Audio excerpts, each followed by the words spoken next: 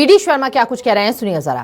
वो जमीन पर व्यवहारिक तौर पर अगर किसी ने प्रतिपादित किया तो भारत के प्रधानमंत्री नरेंद्र मोदी जी ने किया है। ये मैं नहीं कहता हूं, देश कहता है।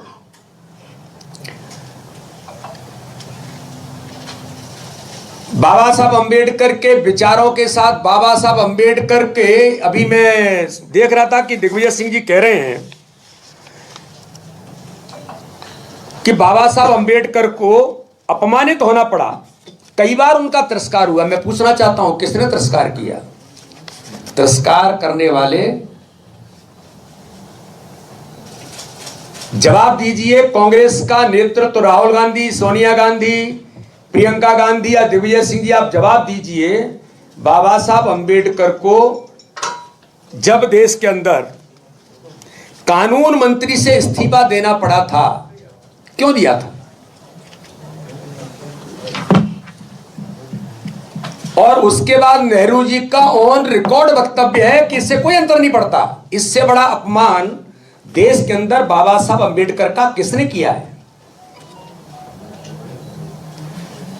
मैं फिर पूछना चाहता हूं दिग्विजय सिंह जी, ये झूठ परोसना कांग्रेस बंद करे। बाबा साहब अंबेडकर को चुनाव हराने के लिए दो बार आपके नेता नेहरू जी को उनके खिलाफ सभा करने के लिए क्यों गए थे? कि बाबा साहब अंबेडकर जैसा व्यक्तित्व संसद के अंदर न पहुंच जाए। ये किसने किया था? ये कांग्रेस ने किया था। और ये ऑन रिकॉर्ड है, ये कोई आरोप नहीं है। ये सारी चीजें पटल पर हैं, सारी चीजें ऑन रिकॉर्ड हैं जिनका मैं उल्लेख कर रहा हूं।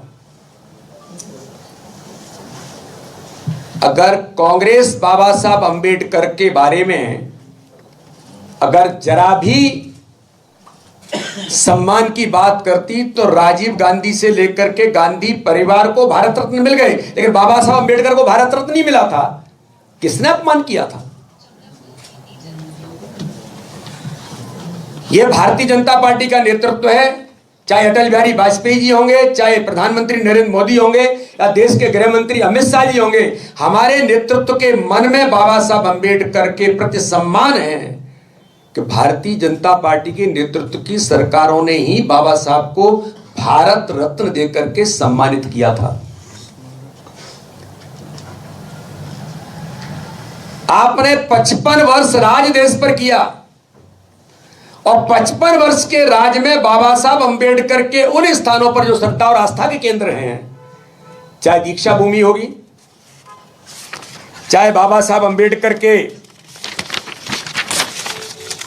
जिनको हमने पंच तीर्थ कहा, उन पंच तीर्थों के अंदर मध्य प्रदेश में जन्मस्थली, महू के अंदर बाबा साहब अंबेडकर ने जहां पढ़ाई की वो लंदन का जो स्मारक है, नागपुर में दीक्षा भूमि, दिल्ली में महापरिनिर्वाण जो स्थान है वो, और महाराष्ट्र के मुंबई में स्थित चैत्य भूमि का जो विकास किया। ये अगर किसी के मन में बाबा साहब अंबेडकर के प्रति सम्मान था तो वो प्रधानमंत्री नरेंद्र मोदी जी हैं, वो देश के गृह मंत्री अमित शाह हैं।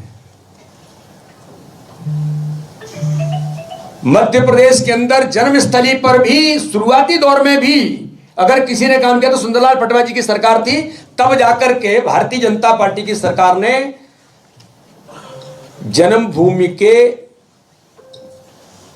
उसे हम अच्छा से अच्छा कैसे बनाए, ये किसी ने प्रयास किया तो भारतीय जनता पार्टी की सरकार ने किया। तो ये कब तक झूठ परोसोगे? कब तक इस देश को फूट डालो, राज करो? जो अंग्रेजों के जीन्स आज भी इनके खून में हैं। मैं बड़ी गंभीरता के साथ कहना चाहता हूं, धारा 370 किसने लगाई थी? क्या बाबा साहब अंबेडकर धारा 370 से सहमति उनकी थी?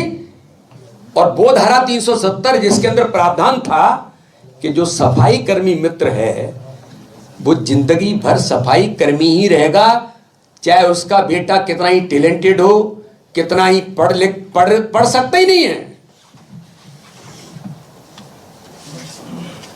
यानी मनुष्य की व्यक्तिगत जीवन को उन्होंने केवल वहीं तक समेट करके रख दिया था। धारा 370 में सफाई कर्मी जिंदगी भर सफाई कर्मी ही रहेगा। अमित शाह जी ने कहा था जब धारा 370 हट रही थी, तब मैं प्रत्यक्षदर्शी हूं संसद का, उन्होंने कहा था कि ये नेहरू जी ने उन सफाई कर्मी मित्रों को जिंदगी भर सफाई कर्मी ही रहना है, ये धारा 370 में प्रावधान करके मेरे उन सफाई मित्र जो बाबा साहब अंबेडकर के अनुयायी के तौर पर देश के अंदर हैं, उनके साथ किस प्रकार का व्यवहार किया था। लेकिन इस धारा 370 से मुक्ति दिलाने का काम किसने किया? तो देश के गृह मंत्री अमित शाह जी ने प्रधानमंत्री मोदी जी के नेतृत्व में कहा था संसद के अंदर, जब ओवैसी विरोध कर रहे थे कि देश जल जाएगा, कश्मीर टूट जाएगा, देश टूट जाएगा, कश्मीर जल जाएगा, तब अमित शाह जी ने कहा था ना कश्मीर टूटेगा, न देश टूटेगा, ना कश्मीर जलेगा। लेकिन जो देश में इस प्रकार के जो लोग हैं, जो हमारे दलित समुदाय के साथ ऐसे व्यवहार करते हैं, उनका स्थान संसद में नहीं होगा।